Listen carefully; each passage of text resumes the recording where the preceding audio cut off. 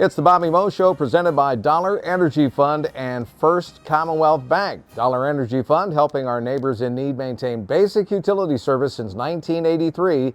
Visit dollarenergy.org or text the word WARM, that's WARM, to 53555.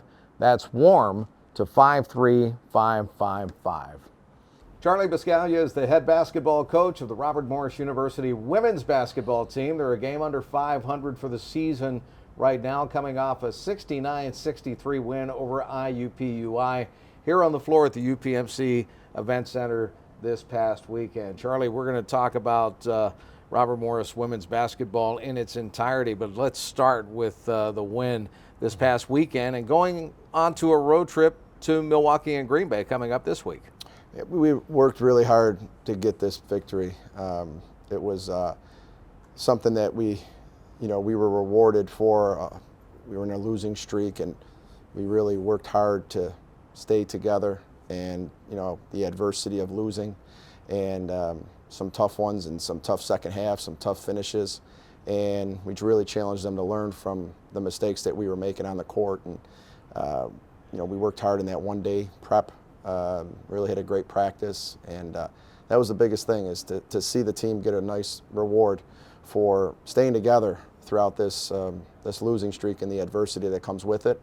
I'm very proud of them for that, because we're a really young team, and they're doing a lot of learning right now. A lot of learning. We don't have a lot of veterans, and I'm really happy to get that win and the way we did. We really played with a lot of confidence down the stretch, and hopefully that's going to carry into going out there to Milwaukee. Yeah, obviously big road trip. It'll be Milwaukee and Green Bay, and it never gets easier in the Horizon League. There's always a next big challenge on the horizon. Oh, it's a tough league, and we tell people all the time, in the recruiting trails and things like that about, take a look at the teams in our league, who they're playing, who they're beating, who they beat on the road, like Power 5 type teams, teams that are Sweet 16 teams. Our teams are knocking them off, and so when it comes to understanding the league and the challenges with it, we got to be ready to go every game. We can't have any hiccups. Whether you're at home or on the road, you're going to see a quality team no matter where you are. One of the hallmarks of Robert Morris women's basketball down through the years is you haven't shied away from anybody, including those teams you play during the non-conference season. Let's talk about how you started the year. Well, we were at home a little bit more than we usually are, which was nice. The way the schedule, I should say, balanced out. We were able to be at home, and it was nice for the fans and obviously our team to get in that routine. But yeah, we challenged ourselves to play a wide variety of schools, a couple Power 5s with the West Virginia and the Oklahoma. And if you look at after those 2 ones that everyone was saying, what a brutal stretch, 2 in a row, Big 12 on the road. Norman, Oklahoma is not the easiest place to get to. So we had to take some connecting flights, some long layovers.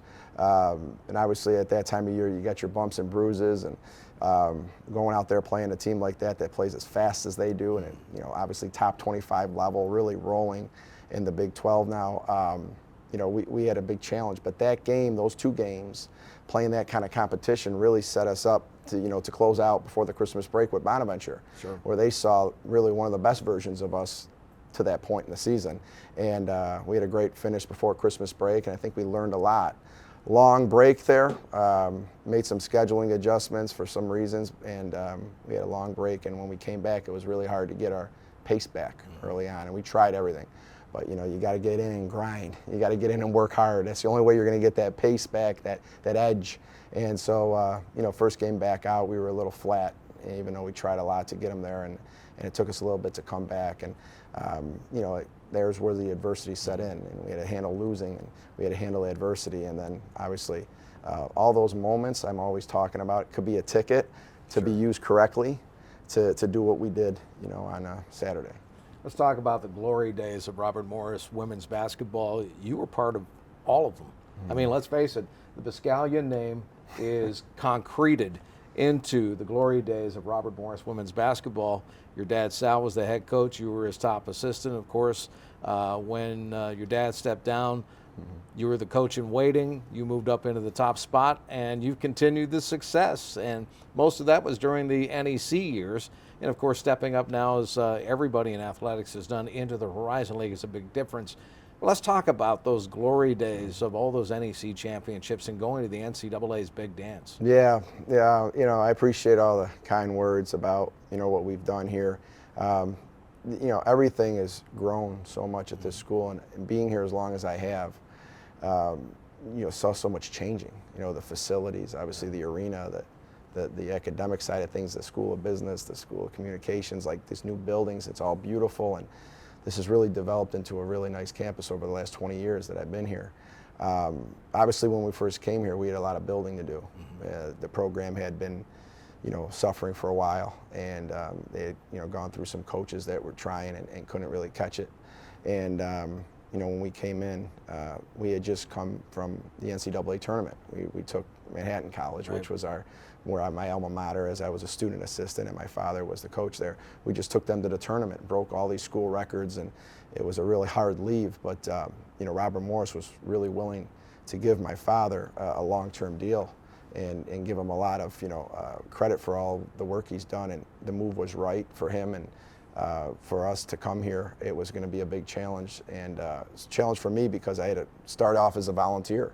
Sure. And when I first got here, I thought, well, how long is it going to last? If we do well, maybe they'll allow me to be hired and on the books and everything. And a lot of the stories you always hear about with father-son is nepotism and favoritism. Not in this case. Not in this case. Not We're going in to call this it the case. complete opposite. It was really kind of held against me. Yeah. That I was his son, even though I was a part of that winning, and I was really working hard there as an undergrad, and I put a lot of work in at years in my life that most people are still just enjoying college. I was coaching and involved in everything. So that was tough, but it was for a reason. I really feel like it was a humbling experience, and it lasted 4 years. And then finally, when we got to the tournament, we turned it all around, and got some players to come here that really took on the student athlete here. That it was amazing that the energy that we had to have some of these players that signed up to be a part of this this building and this momentous urge towards success at Robert Morris women's basketball. And obviously getting to the tournament in 2007 changed things, and from that point on worked my way to associate head coach. And when my father was thinking about stepping down, it was a big deal. I mean, it was a big deal for everyone. It was very emotional for him, emotional for all the people that obviously were around the program. Sure. And knew how much it meant to him. But I had to go through the process here, and I wanted the process as well, because as I'm my father's son, I also am Charlie, and that's my father's coach. You had to prove you earned it. Yeah, and you did. My own label on things, the way I do things, Sure. And whatever was my father's way, let's go. As any great assistant's going to tell you, when a head coach says this is the way we're going to do it, that's the way you do it. Let's go do it. And then when it's done, and then you're going into that next level, you're going into a position. You got to have your own ways that you feel is the way that you want to coach and the way you want to do things. And you learn from the success of whoever you've learned from, and you also learn from the mistakes. And sitting down with the people here at Robert Morris, the cabinet, and the interviewing process, going through all the different interviews, and we had the same vision. We had the same vision.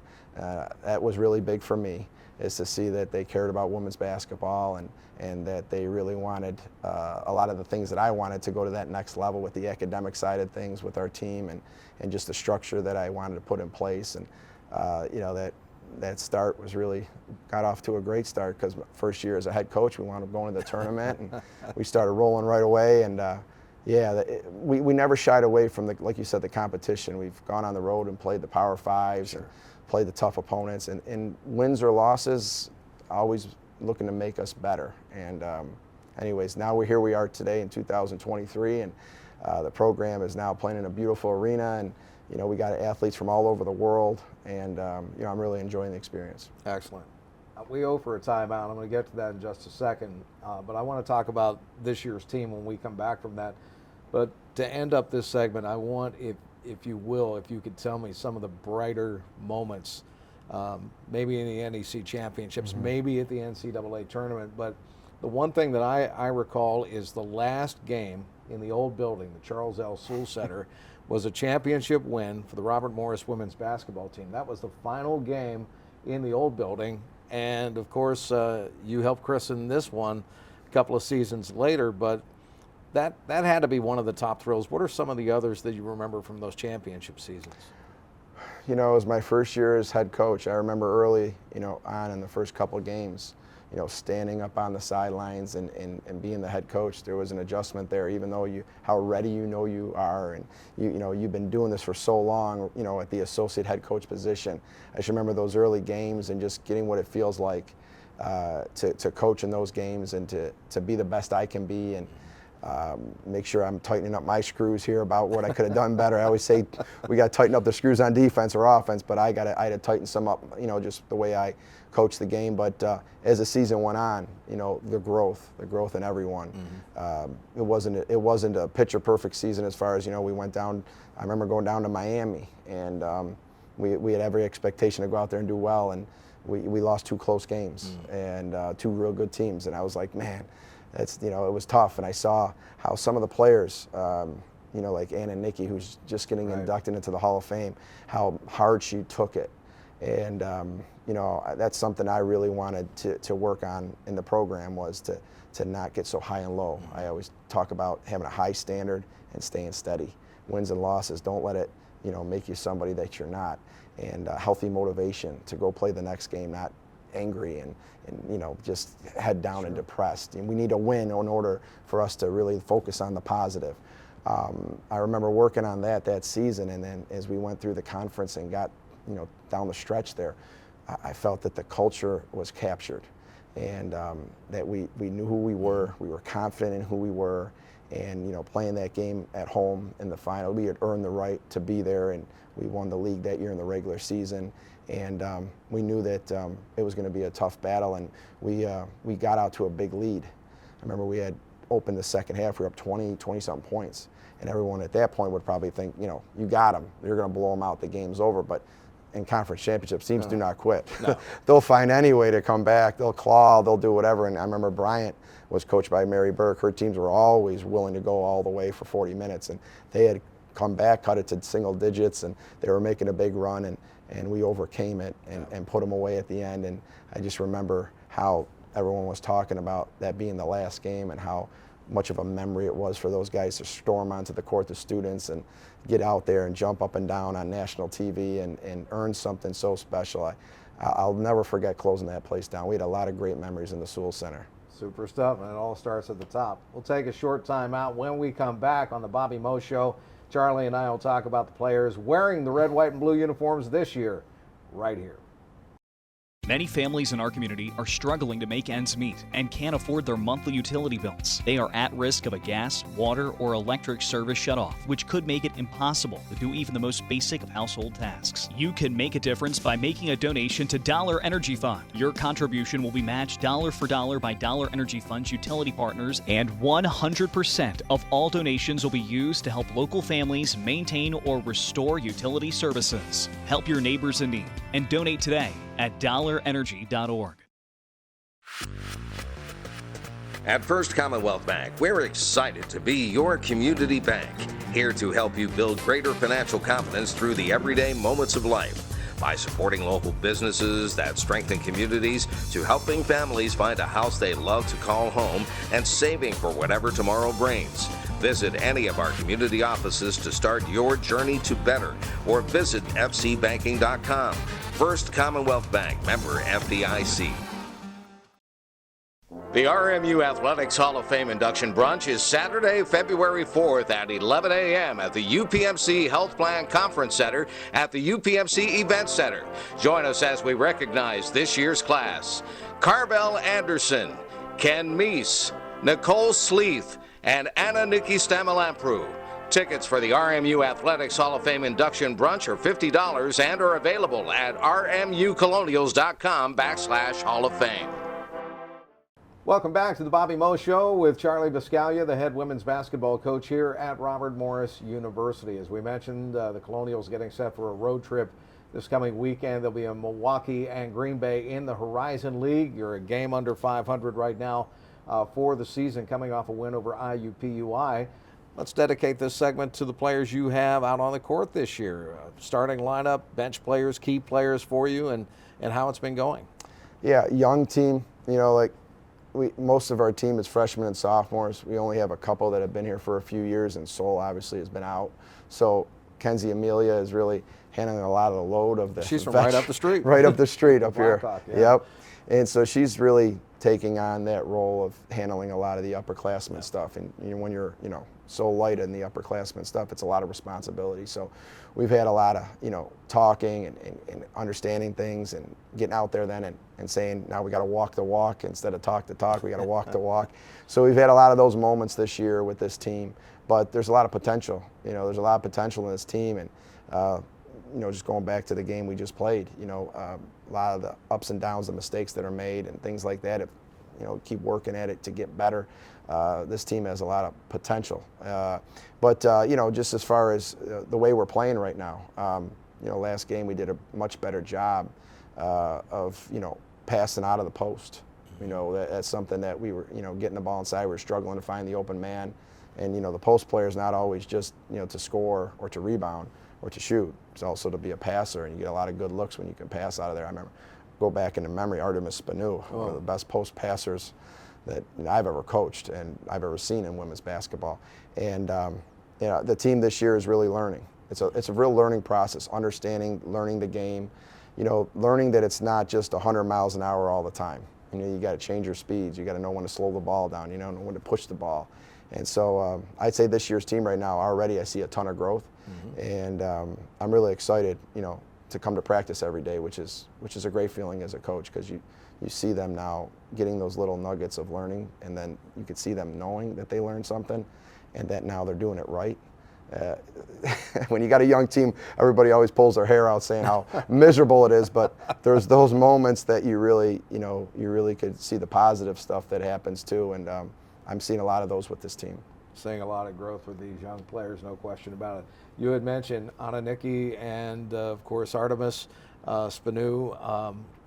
Anna Nicki Lamprou, as you mentioned earlier, is getting into the Robert Morris Athletics Hall of Fame. She'll be inducted in February. And those two names, as soon as you mentioned those, it reminds me of how dedicated you were to recruiting European and foreign players. Are you still doing that? Are you still actively doing that? We're doing it. We never set, I always tell people, like it's how diverse we are. We never set like we're going to go there, get this, get there. It just happens naturally. Yeah. We just open up recruiting to everywhere. Sure. We don't limit it. I think that's the healthy, mentality towards everything is, you don't limit to a certain number, and you also don't go and do something just to go and try to balance out the roster with another international or another American.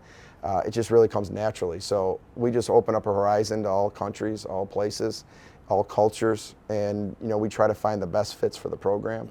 And that's how that's kind of happened. A lot of the international players are dying to come over here and play on a team, and especially when you have some other internationals here, they like seeing that as well, because they know that your program takes care of the internationals, and we definitely do that with the support we have here. And you also got to be able to coach them. They're going to have English as a foreign language sometimes. Things might come slow to them. The way they play over there, you got to have patience. And that's something I really focus on, is to not just want things to be perfect for us right from the beginning.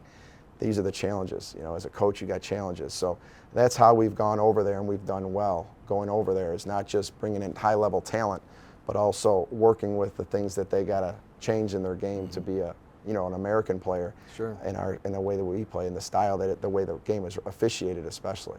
I've always admired your communication skills, because there's a language to basketball that everybody understands. It doesn't matter which language you speak, right. But basketball has its own language, and obviously the message gets through. Yeah, we I always say there's English, and then there's your foreign language, and then there's our basketball language. I always say that. Our terms for what we do offensively and defensively are just our terms. Yeah. So we communicate on the court, and hopefully the other team has no clue what we're talking about. So we have all of our names and our sayings, and they're just names and things that we put on things that, just things that we put on it, like we call certain things a certain name. Nobody would know what it is just by the name it is, but yeah, we have our own language, and it's a beautiful thing to see, like all those different countries and languages come together and understand how we communicate what we do. And you're right, basketball has its own language. It is an amazing thing to see. Charlie, always great to spend time with you. Congratulations on all of the accomplishments to date. I know you're going to keep pushing and try to get Robert Morris to the top of that Horizon League. That's what everybody's working on campus right now, all the athletic programs, and we wish you best of luck on the road coming up this weekend. I appreciate it. I think right now, the big story right now is that, we've gone through some adversity with that losing streak, right. and I'm looking forward to just continuing to compete with this team as they are handling it. And no matter what happens, win or loss, coming out to the game to see our team play, we promise you we'll play hard. We'll play hard and we'll play the right way, and we'll just continue to appreciate everybody that supports us. Speaking of which, when do you come back home so everybody can come out here to the UPMC event I center? believe it's next. I don't look ahead too much, Chris, now, so I always know the next game, and then they always got to tell me who we're playing in the second game. But I believe next week, it's either Thursday or Friday, we'll be home. So a week from this, Friday, Thursday or Friday, we'll be back home here. And it's always nice to be home, but we got to take care of business on the road. All right, we'll put it on them then. Go to rmucolonials.com, check out the women's basketball tab. You'll see the schedule there, and then you can come out and see the women's team play. Charlie Buscaglia, the head women's coach here at Robert Morris University. Thanks for joining me on the Bobby Moe Show. Thanks, Chris. Appreciate it.